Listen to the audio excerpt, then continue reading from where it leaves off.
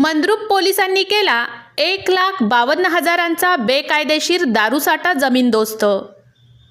Mandrup police Thane हद्दीत विविध गुन्ह्यांमध्ये जप्त करण्यात आलेल्या बेकायदेशीर देशी व विदेशी दारूसाठा सुमारे 1,52,661 किमतीचा मुद्देमाल पंचासमक्ष जमीनदोस्त करण्यात आला।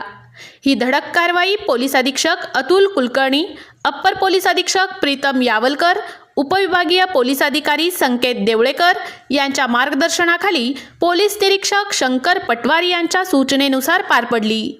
यामध्ये 90 मिली, 180 मिली व इतर क्षमतेच्या शेकडो बाटल्या, हातभट्टी दारूचे हजारो लिटर प्रमाणात जप्ती, नामांकित ब्रँड्सच्या विदेशी दारूचा मोठा साठा जप्त करून बेधडक कारवाई केली।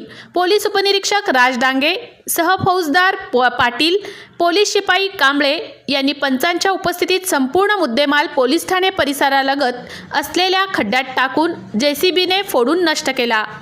मंद्रुप पोलीस ठाणे हद्दीत बेकायदेशीर दारू विक्री, साठवणूक अथवा वाहतूक करणाऱ्यांविरुद्ध यापुढेही अशाच प्रकारे धडक कारवाई केली जाणार असल्याचा स्पष्ट इशारा पोलिसांनी दिला आहे।